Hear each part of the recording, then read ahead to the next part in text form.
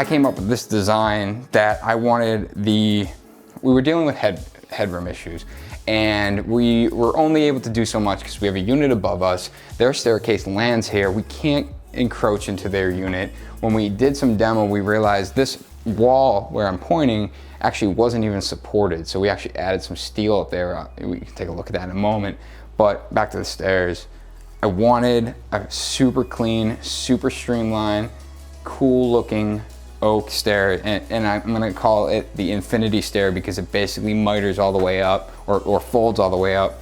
And that riser, you can't really see unless you're seeing it from the side, but it actually has an 8-degree, I thought it was 7, but they corrected me. Yeah. It's an 8-degree back pitch. What that allows us to do is get our overhang per code, and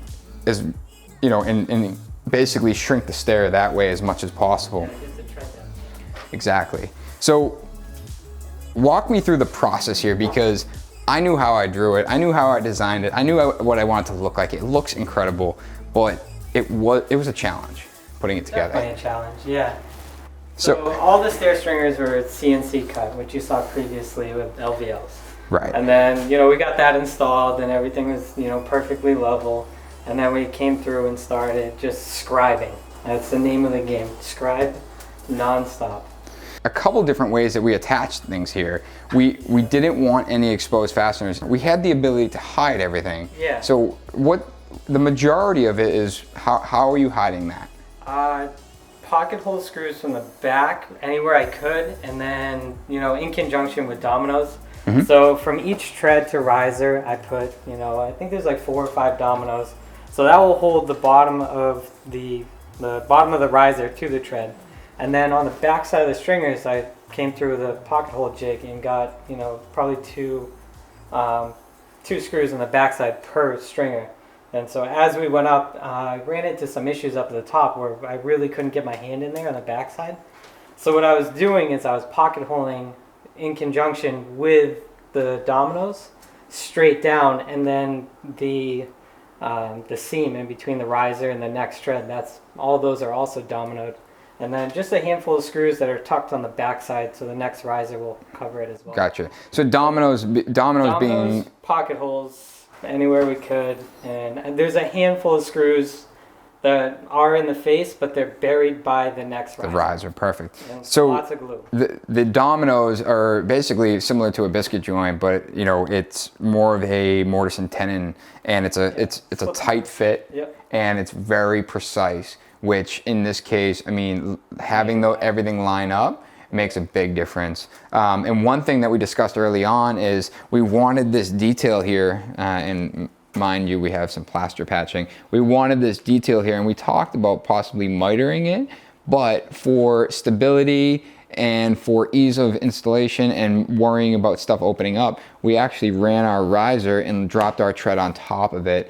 And you and Cal did a great job paying attention to color variation, making sure that stuff looked as one piece. This is a perfect example. I can't see the seam there. Yeah, that's what we try to pick everything out beforehand and try to, color match and grain match as best as we could.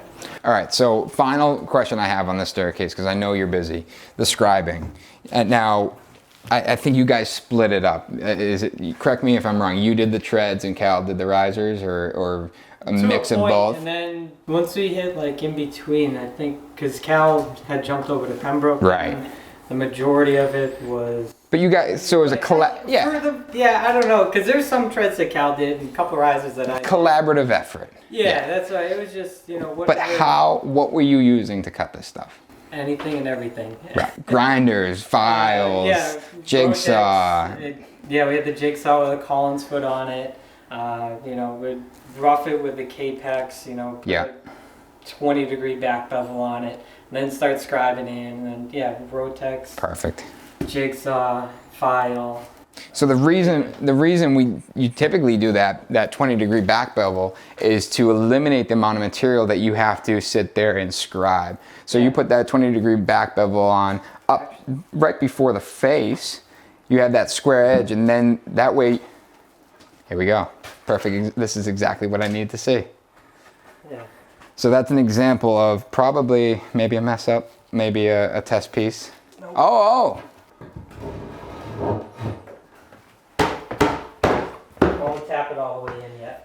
So that's our final riser right there. And what we're gonna do is transition from that to white oak flooring up top, and then also our signature at this point, we're going to run tile and spill into the entryway. We'll get some shots of that when it gets installed, but basically spill the tile in and then run oak into it, and then that will transition our material from tile, wood, down to polished concrete. Mike, absolutely incredible job. I owe you and Cal a lot of thanks and appreciation. I appreciate it.